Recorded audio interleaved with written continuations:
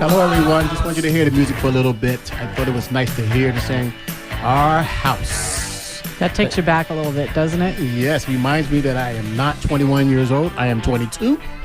So that's a good thing. You are here today with the I Am Real Estate Show with Sandra Johnson. Of course, it's Sandra Smith. Sandra Johnson and Ray Smith. And thanks for being with the show with us today. Today we'll spend a little time with Michael Oakland, who is a master inspector for Horizon Inspections. How you doing, Mike? Doing well. How you doing, Ray? I'm doing great. Couple of things last week. This is probably the last time I'm going to bring it up. But I asked our guest last week, when can you stop saying Happy New Year to everybody? When can you stop saying Happy New Year? I suppose hypothetically, you could say it all year long. People might look at you sideways, like, what are you talking about? You still didn't answer? When I'd probably say within the first couple weeks. Okay. Yeah. So this it's is got to be. news It's now. got to be right. We got to be like putting it down right about now. Come on. Yeah. I just wanted to make sure Yeah. because Rigo said it was the end of the month. I'm like, no, that's too long. That's too long, man. I'm like the 2nd of January. If I haven't met you since then, it's okay, man. I'll talk to you next year. Yeah, I've transitioned to how's the new year treating Yeah, you? exactly. How's the new year going? Are you crushing the new year? It's like Happy New Year. It's like, no, it's not. Yeah. We'd like to thank you guys for listening and watching our show. And Sandra has a comment from one of our listeners. Yeah, Ooh. I got a text today. Bring it in. It said, hey, you guys did a great job of talking about Tucson and selling Tucson 2 weeks ago, 2 shows ago. But then we brought Rigo on, and she's like, scorpions? Really? What is that doing to promote Tucson? Wow. That's a little jarring, but it's helpful to have an outside perspective where someone can say, this is the effect that your conversation might be having. That's good. And like a good Tucsonan, I texted her back and said, how much snow do you have right now? Yeah, go to Mount Lemon. There's plenty of it. Well, we're talking North Dakota. Yeah, so that's true. Yeah, they've got a lot of snow. Actually, my sister was here last week I have 2 sisters, so one was here last week from Minnesota. She had about 18 inches of snow, and she was dying in our heat wave of like 70 some degrees. Yeah. We were awesome. glad to have you here, Mike. We thought we'd try to see how the year's going for you, and then what do you think some of the things we need to be looking at as we move into the future for home inspections and people who are getting homes the next year or two? Yeah, I think. Things on our end. I mean, we're doing fine. It's this time of year. I'd say the holiday season, things tend to slow down. It's true of all real estate. It's just true. Almost like there's some industries that pick up a little bit because that's their busy season. Right. Like CPA's busy season is January through April 15th. Right. But home inspection, we kind of are one of the spokes of the wheel that's connected to y'all. So if you guys are the straw that stirs the drink of the global economy, we're kind of an ice cube in the drink that gets stirred with the straw. So it's kind of what an analogy. Yeah, sorry. Real estate takes a little bit of a reprieve around the holidays, and I think that's going into Thanksgiving and then Christmas. With the new year, we tend to see kind of an uptick in properties that go on the market. Yeah. And so our inventory tends to improve a little bit at the beginning of January. People, once they get their Christmas lights taken down, and then they can photograph their house without a tree in it, so that those photos in February don't look like Christmas still. So we do see things picking up, and we see a lot more activity in real estate come the first the for sale by own crowd doesn't always get that memo. Just so you know. They don't. Just so you know. Yeah, no, definitely not. If you're thinking about selling your house, do yourself a favor and hire a realtor. Thank you for that. Thank you for that. As part of your inspection, you do a safety recall look at all the products, all the appliances. Yeah, this is something that I do. There's some things that every home inspection company will do to exceed the minimal standards of practice. Mm-hmm. But this is one of the things that we do to make sure that we're taking as close a look as we reasonably can. Uh-huh. So like just yesterday's inspection, for example, the dishwasher, I'll research the make, model, serial number, take that information to an online database, submit that information. It gives me immediate feedback, tells me the month and year that it was manufactured. Sometimes a serial number is hard to know for sure based on some manufacturers will recycle their serial numbers in anywhere from 10 years, 12 years, sometimes even 20 years on a cycle. So based on logical limiting factors, I can usually do process elimination, find out exactly when something was made. That same database will pop up and say, hey, we got a recall on this. Some things you just have to know, like in 2004, November 3rd, 2004, there was a recall for Square D brand arc fault breakers. And it has a very distinctive blue button on it. So that's not something you're going to put into a database and pick up on. You just have to have that memorized. Right. Okay. So 700,000 units affected. So anything sold from March to October of that same year, 2004, was on a recall. So if I ever go to an inspection and I open a panel and I see a Square D brand breakers and it's got that little blue button on an arc fault breaker, I'm automatically worried. Taking pictures of it, before I say something to report, I'm going to double check to see if this is one of the serial numbers. Is this in the range that was affected by that recall? There aren't a lot of home inspectors, I think, that look up recall information. Not a lot that I've worked with. Well, it's specifically not required. It specifically says in the Arizona Standards of Practice that a home inspector is not required to look for recalls. So this is an area where me and other inspection firms will intentionally go beyond what's required so that we exceed the standards, and we're trying to hit the target in terms of what would I do for my mother or my best friend? How would I inspect for them? Would I go that extra step? Yeah, I would. Right. So that's one of the things that drives, we also want to create added value to our service. We want to just be distinct. We don't just want to show up and do the bare minimum. If you're doing that, you're probably not going to be very busy. Right. So, yeah. Well, and I know there are other things like testing outlets. You don't have to test everyone. You have to do a minimum, but that may not be a good representation of the house. I know you can't get to everything because people have furniture in the way, and that's a good like example of setting expectations. I think that sometimes there's a difference between what the client expects and what the inspector knows that he's required to do. There's oftentimes a good distance between these two mindsets. So inspectors sometimes are going to go far beyond what a client thinks that they're going to do, and so sometimes the expectations that the client has gets exceeded. Other times it doesn't. They get disappointed because a home inspector is only required to inspect a, quote, representative number of outlets, electrical outlets. In most jurisdictions, that's interpreted as one per room. Right. Oh, okay. I can't tell you how many times. Like if I go to a vacant house, I'm going to see everyone. I'm going to get everyone I can physically get to. I can't tell you how many times. I mean, just like I think 2 or 3 days ago, in a kitchen, all the outlets were correct polarity except one, no power. It's weird, loose hot. Right. So it's weird. So yeah. So sometimes you gotta do what you gotta do to protect the client, and hopefully you'll exceed their expectations in the process. Are you seeing an uptick of safety recalls at all? No, I wouldn't say that. I'd say an uptick in awareness of how many there are. Okay. And just memorizing those as I go. Just kind of just thinking about that, wondering if you see that up and down recall list. Is it list huge or just depend on the company? Yeah, what I do is I just go to my website, go to the Consumer Product Safety Commission website, and double check my numbers and make sure that I'm not saying something that's not accurate. Thank you for listening to the I Am Real Estate Show. We're here with Michael Oakland, who is a master certified inspector for Horizon Inspections. We'll be back in a few seconds or minutes and enjoying this great day with a great inspector and my beautiful wife. Welcome back, everyone, to the I Am Real Estate Show with Sandra and Ray. We have our master certified inspector, Michael Oakland, with us.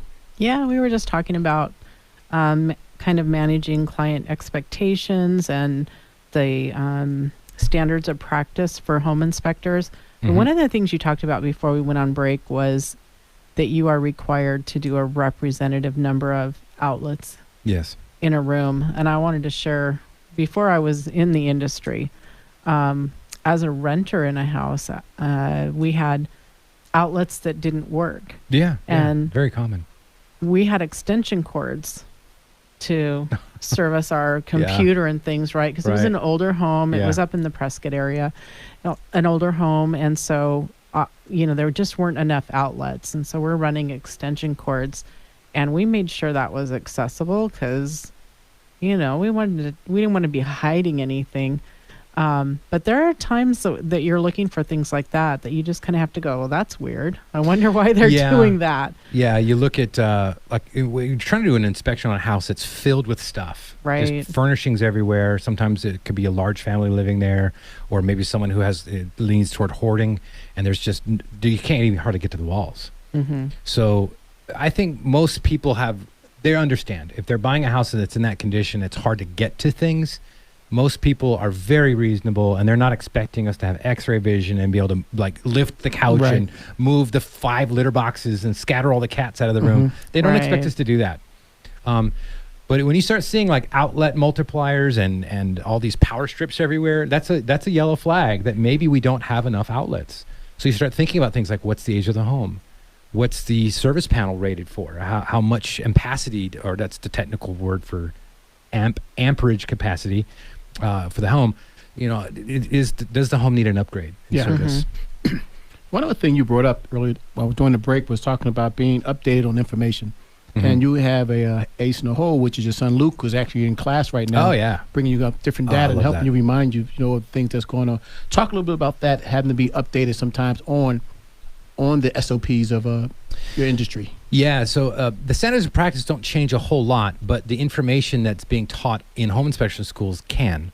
So as new information rolls out, like for example, 7-8 years ago, there's no replacement refrigerant for R22 old school air conditioners with the R22 refrigerant, what used to be called Freon. But now there's at least 2, maybe 3 drop-in refrigerants that they've been using for 5-6 years or more. So, depending on when you went to school, there was no replacement refrigerant for R22. It was going to, in the year 2020, it was going to be outlawed. You can't import it to the United States anymore. No more manufacturing it. Well, now we've got replacement refrigerants that work with an older R22 system. The big scaly monster of your AC system is going to go down. And it's going to be unusable. You're going to have to replace it. You have to replace it. Well, no, you really don't. You don't. Now, do you really want to? You probably should. I mean, as of January this year, the minimum SEER rating for our air conditioners went from SEER 14 under the old SEER standard to SEER 2. It was SEER 15 now. So SEER 15 under the SEER 2 standard is the current minimum. So the minimum you can have is a 15 SEER? 15 SEER is the minimum required as of January this year, yes. Does it go up or down? Can you have a 10 so the SEER? higher, no, 10 SEER is less efficient. So the higher the SEER number. Okay. So SEER, SEER stands for Seasonal Energy Efficiency Ratio. Oh, yeah, I remember that. So, yeah. So it's... Nobody's buying it. You don't. You didn't know that. So the higher the number on the SEER rating, the more efficient it is. Yeah. So SEER 15 is better than SEER 14, and SEER 2 is more strict. It's a higher, more strict standard of testing, more rigorous. So a SEER 15, a SEER 2, SEER 15 is more a functional equivalent like a SEER 16 of the old system. So it's really, really efficient. Whoever's buying an AC today is getting really efficient unit. I was thinking about asking you about the different SEERs and how big a house you should have for a SEER. You're probably thinking tonnage. Tonnage is how much cooling capacity the unit has. Okay. So, that's going to be a measurement. We're going to go Bill Nye. We're going to go be like super nerdopotamus here. Okay, and I think I know the answer to this, but I might as well throw it out there and ask, is that part of your inspection when you're looking at the efficiency of how large a unit is? So they really need to call it's not required, but do I look? Yes. I mean, I look, and one of the little tricks of the trade, so if there's any home inspectors out there never heard this trick before, here's some free advice. Or homeowners, go to the model number on your outside condensing unit outside. Usually if you go to the middle of a model number, there's going to be a number that's divisible by 6 or divisible by 12. So an air conditioning unit that has 4.2 in the middle of the model number is a 3.5 ton unit. Okay. So if it has a 60, it's a 5 ton unit. So that's a little trick on estimating the size of the cooling capacity of your unit just with a glance. Okay, you heard it here, guys. You heard it here. Write it down. Or hire, and you are welcome. Michael. Or hire Michael. Yes. Hire Michael. He has all the good stats. So in talking about HVAC, we had a little conversation during the break about CO monitors as well. Carbon monoxide. Yeah. I want to amend. I said something I want to say 3 shows ago about it doesn't matter where you put the carbon monoxide detector, and turns out that that's not true. it's actually smarter and safer to make sure the carbon monoxide detector is low to the ground, usually within 18 inches of the floor. So that's typically where your plugs or outlets are going to be. Mm-hmm. The reason why is that the sensitivity level of most carbon monoxide detectors is not high enough to set off the alarm if you have a small leak in your heat exchanger on a gas furnace. So if a gas furnace is one of the most common ways to get carbon monoxide poisoning in a home is failure of the heat exchanger of an older gas furnace. Well, the leak rate of the carbon buildup, the carbon monoxide buildup, is very slow in those cases. So it's not likely to be picked up by your carbon monoxide detector at the ceiling. But if that cold air falls to the ground and begins to build at the floor level, it'll be detected before it hurts you.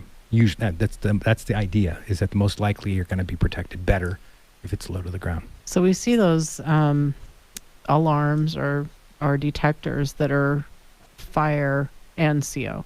Yes. So fire is kind of the opposite. Yes. Heat's going to rise, smoke's going to rise. It's going to stay up there because the heat of the flame in the house is going to cause that to stay aloft. But as soon as a carbon monoxide comes out of the heat exchanger of your furnace, comes through the supply registers into your room, it's going to eventually cool. It's not going to take that long. It's going to cool, it's going to fall to the floor, and then that carbon monoxide is going to stay there low to the ground. Now, if you open the windows and doors enough, it may dissipate and dilute and leave the home. No harm, no foul. Right. But if it builds up, you could wake up at the pearly gates ahead of schedule. Yeah. Bad day. So probably having a separate unit, I guess, is what I was getting A plug-in to. style outside the bedrooms in the hall, the wall outlet is the smartest, I think, place to put it. Okay, and maybe one in the kitchen or around the gas furnace? Or? Yeah, you probably could. The idea, the requirement is you have to have at least one outside each sleeping area. Okay. Typically within 10 feet of the bedroom doors. Right. But yeah. Great information. Talking about client expectations again, it's not unusual to hear a client ask you, did a house pass or fail? Yeah, that's odd because they're the ones who have the power to answer that question. I'm just the inspector. I'm there to say, I don't give buy or don't buy recommendations. I don't say that the houses don't pass or fail. That's a subjective call on their Right. You're there to give information, and they decide what to do. It's like, so that's a quick question. Did it? Your name's on the purchase and sale agreement, so you're the boss. How do you feel about that? You're listening to Sandra and Ray. You're listening to Sandra and Ray on the I Am Real Estate Show on 10:30 a.m. The Voice.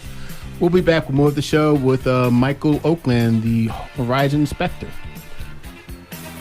Hey, we are back from the break. This is Sandra Johnson here with Raymond Smith and Michael Oakland, who is the owner and master inspector with Horizon Inspections. So we were talking before going on break about that good old question that buyers like to ask, did the house pass or fail? And you said really it's up to them and how they kind of view the information that you give them, because you're impartial. Right. Now, there might be some side effect benefits, but that's not a question we can really answer because ultimately it's up to the client to decide. So sometimes if a client is either very, very young or they're really kind of insecure and they're maybe indecisive, if their personality type is one that they have a difficult time making big decisions, then they may try to see us more in a paternal role, which of course is not our role, and ask the question, would you buy this house? Well, it's flattering to be asked the question in a sense because that tells us that the client has a lot of confidence in us. Yes. That they want us to answer the question because they trust us at a very deep level. Now, it's a dangerous question because we really can't answer the question. So what we want to do is we want to guard that trust and respond in a way that's gracious and say, well, that's really not our decision. Your name is on the purchase and sale agreement. If I was thinking about this house, this doesn't fit the size of my family. I have a special needs child. I have an aging parent. I mean, this doesn't work for me. So the layout's wrong. No, I wouldn't buy this house. Yeah, I wouldn't. It's not for me. I've answered the question before. It's saying, well, no, I don't want another pool. No way. I wouldn't buy this house. And so I give them a reason that's practical based on my family's dynamic. And I answer it so obviously that they can't go, well, yeah, that's not what I mean. I mean, is it safe? Is the wiring going to burn my house down? Is the roof going to collapse? That's what they really mean. Is it a safe investment? Right. I'm like, well, this is really a financial question. This is not would I buy it? That's irrelevant. Right. So the question is, would you buy it? Your agent has helped you negotiate this agreement. You're in this position. You're holding all the aces now. Right. So that's balls in your court. Balls in your court. Yeah. Hey, along that same line, you could have something, like the polybutylene pipes in the house, and that doesn't mean you shouldn't buy the house. You may negotiate that repair. So even if there's something that seems like a really big issue, until you know whether or not the seller is going to do a repair, replace that, even the buyer doesn't know if they want to buy that house. Right. So let me use a kind of a stark analogy, maybe even an emotionally provocative one to illustrate that. If my wife said, honey, I've got cancer in my leg, I'm not going to tell her, well, I guess we got to cut your leg off now, don't we? Or I guess our marriage is over. Well, why don't we just put a bullet in your head and just be done? No, everything's fixable. This is a house. If the human body is fixable, right, we can. What are you going to do? You're going to fight the cancer. You're going to go toe to toe with it.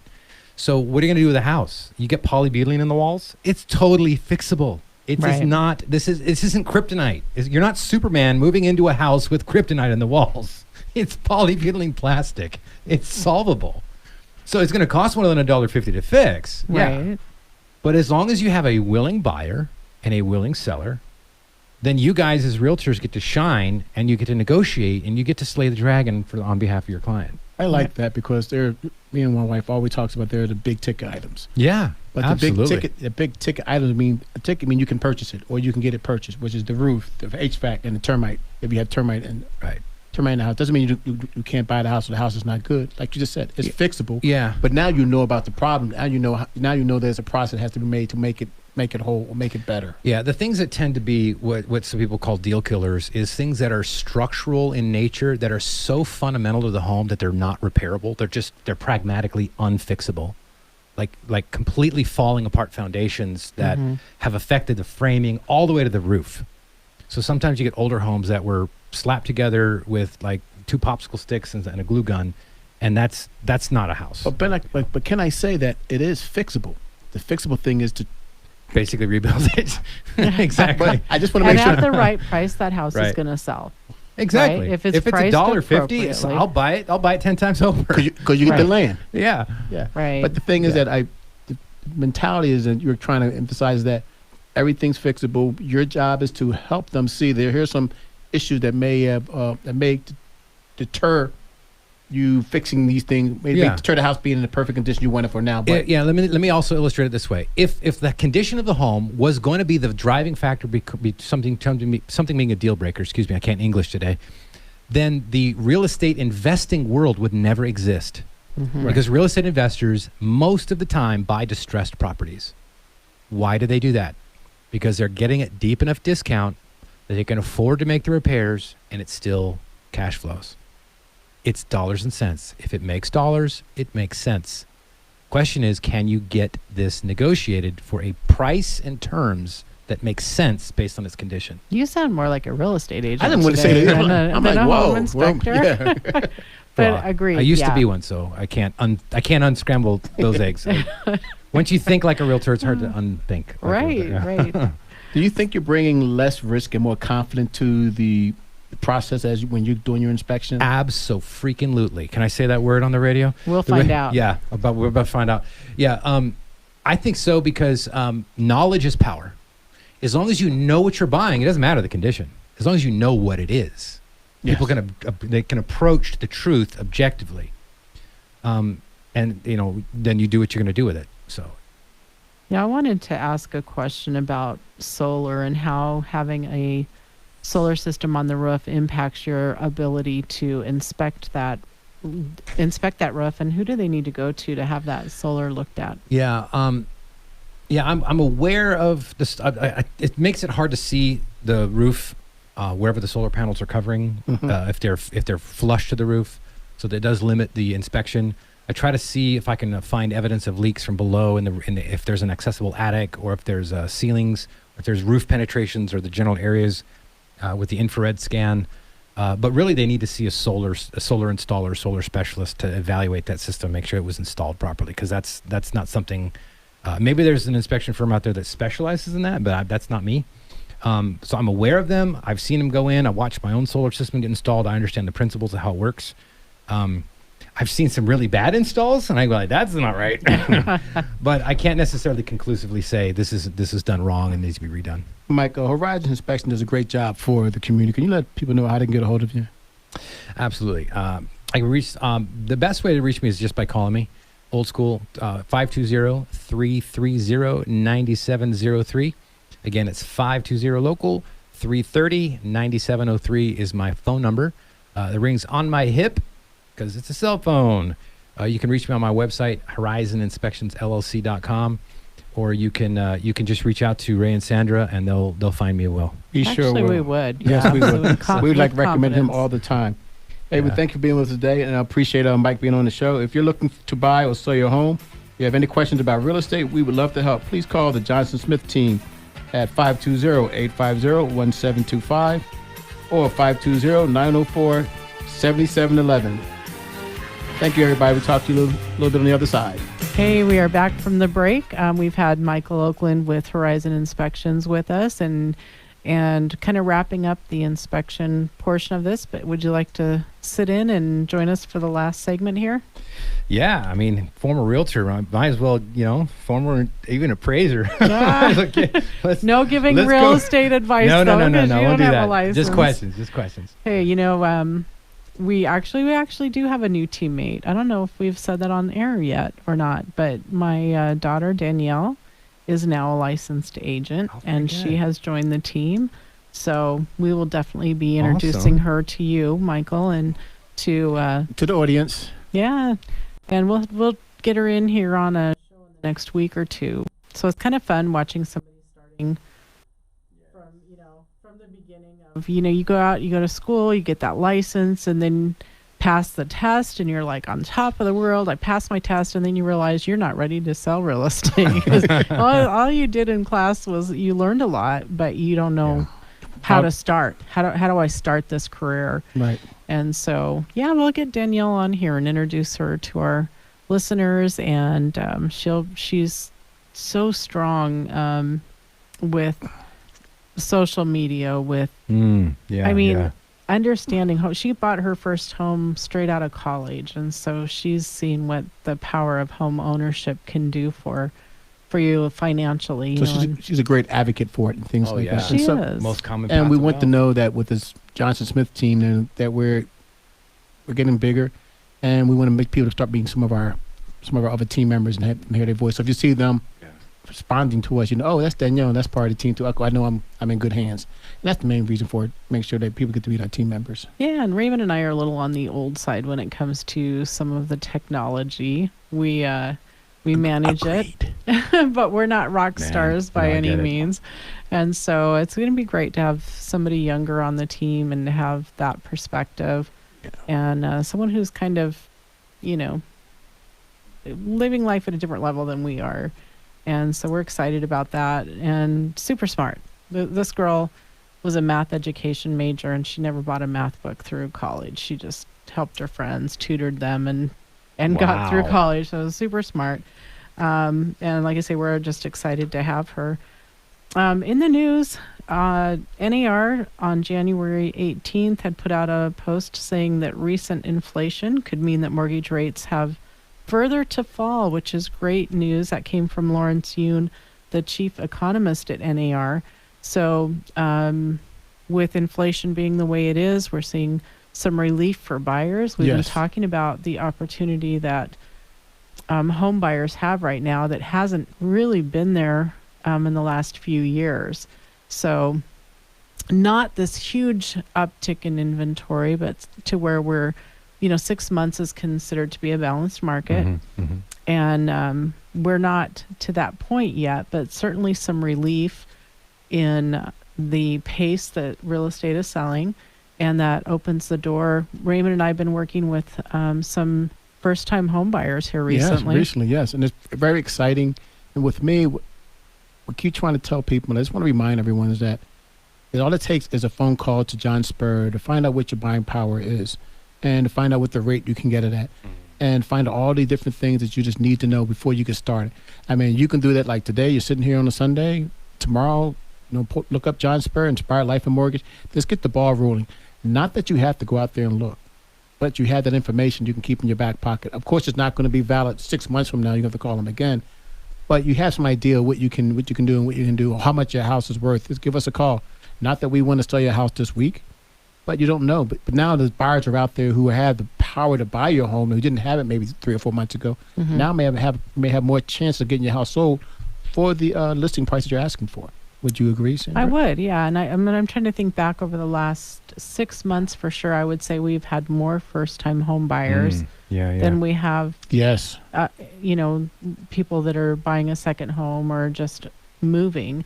And so this is a good time, I think, for folks who couldn't handle the cash bidding wars that were going on, the multiple offers that kind of just got beat up a little bit in the process. Discouraging. Yeah. It is. It's really discouraging. So are you saying you're seeing some of these buyers that got a little bit stung on the overly like red, white, hot market? They're just like, this is way too competitive.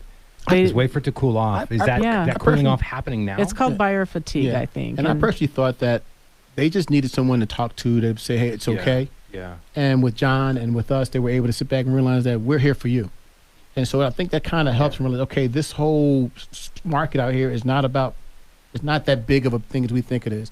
We brought it down and put it in small portions, so you were able to chew on it, understand it, able to chew it, understand it, and not give it to you all at once.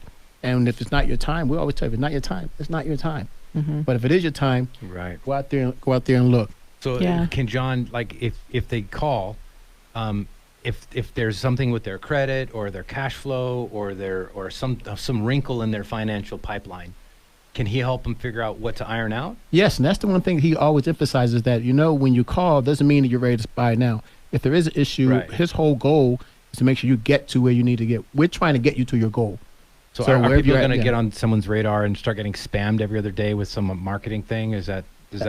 I hope not. I don't think so. No, that's not. No, they're great. So it sounds like they're just going to answer the question and they're not going to haunt you. And I'm going to tell you why you really need to start buying in Tucson, because my wife found this on the news today that Tucson is, and according to the New York Times, that Tucson is the 15th city. Number 15th city today. Think you need to come to and visit. So if people start coming to visit Tucson, and we're number 15, all the people in New York and California and Minnesota are coming down, and they're going to want to come here and start buying homes because we have a great place to live. We do. You're already here. Come and give us a call, and we'll sit there and find your place before they get here. And then if you get buy 2 or 3 of them, guess what? You can rent one out to them when they come down for their summer homes.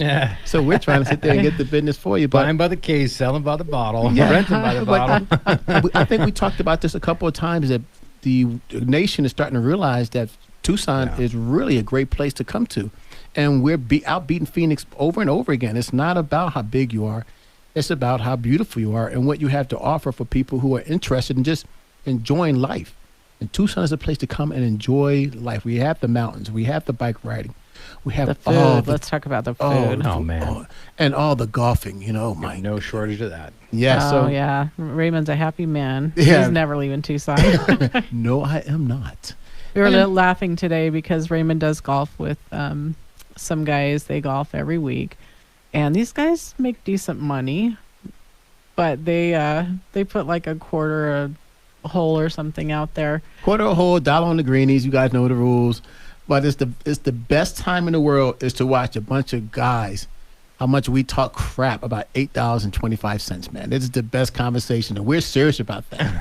They're paying how much money for the golf? Well, golf somewhere in there. It's the best thing ever, I'm saying even man. a good price, you're paying $30, $40, $50 for that round of golf. For the green fees. It's the $8. Well, it's the pride of winning. That yes, $8, and it's so much fun. We play so many different golf courses. There's so many things to do out here in Tucson. We all talked about the different golf courses, the 5 public golf courses, all the great resorts you can go to. And at this time of year, if you have somebody who's a member who can get you in for a decent price, and if not, sometimes there's some great sales that are going on at the local courses. But man, it's just so much fun to do and such a great thing to do outside.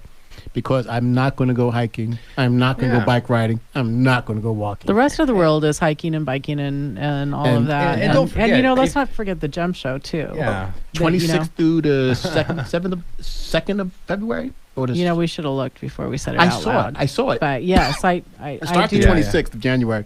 And it lasts until sometime in February. So just come and stay a while.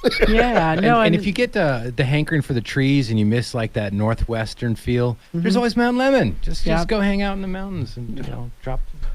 Ski. There's snow on the mountains. Oh, tons of snow right now. It looks beautiful out there today, man. It was just so wonderful. Just look at the mountains. I felt like I was almost as close to thinking I was in Utah, looking at the mountains. You're going down the road and you're coming in from to Salt Lake City. And you're like, wow. It just reminded me. I realized I stepped outside. Nope, not Utah. Yeah, it was only 50. It wasn't 32. It wasn't 30. It wasn't too cold. So I'm like, yes. So we are getting some freezing temperatures right now. I know there's a freeze warning. So another good reminder to check those pipes.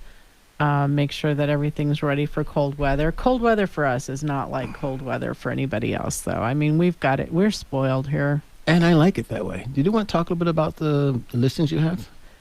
Yeah, we could do that, actually. We just got a price reduction on a listing that we have that is located in Corona de Tucson. And not only do we get a price reduction, but with an acceptable offer, the seller is willing to make a contribution towards closing costs, whether that's a rate buy down or just helping with your closing costs in general. And the house is located in an area for USDA financing. And so that's already a zero down program. So zero down, you get a contribution from the seller with that acceptable offer, and it'd be a real nice way to start with a first home. The property address is 710 East Blue Mesa, and like I said, that is in Corona de Tucson. We'd love to show it. It's going to be open from 1 to 4. Today? So today, yeah. So not a lot of time after the airing of the show. But get out there and see it. One other thing I want to talk to you about. Did you want to say anything about land and our Call us. If you have land and you're looking for a builder, call us. But we're kind of to that point where we need to wrap up the show. So don't even get me started on talking about how good our builder is, because that's another hour show, guys. That needs to be a show on its own. So we do want to thank our sponsors. We have Horizon Inspections, Indy Realty, Inspired Life Mortgage, and Rigo Pest Prevention. Not only do they make this show possible, but when we're out selling homes, they are the people that we go to because we trust that they're going to give our clients a great experience. So if you're thinking about buying or selling, don't hesitate to reach out. Ray Smith at 520-904-7711 or Sandra at 520-850-1725. Thank you for listening to the show, guys. We hope to hear from you guys, and we hope to hear everybody watch the show next week. Mike, thanks for coming on the show. You bet, man.